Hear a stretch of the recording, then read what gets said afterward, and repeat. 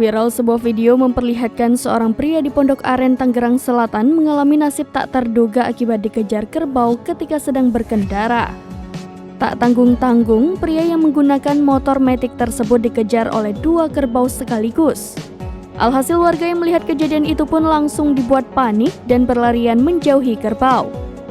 Peristiwa kaburnya 2 ekor kerbau yang mengejar warga tersebut viral di TikTok usai diunggah akun Bia Bimbab Bimbim pada Kamis 29 September 2023. Dalam unggahan tersebut tampak seorang pria yang sedang mengendarai sepeda motor.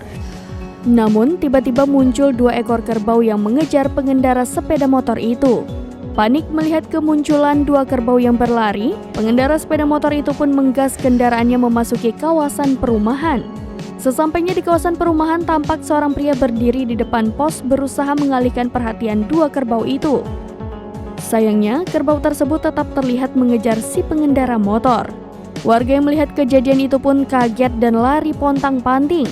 Usai mengejar 2 pria bersepeda motor itu, kedua ekor kerbau tadi kembali menyisir rumah-rumah warga hingga membuat kepanikan. Tak disebutkan secara pasti dari mana asal kedua kerbau tersebut.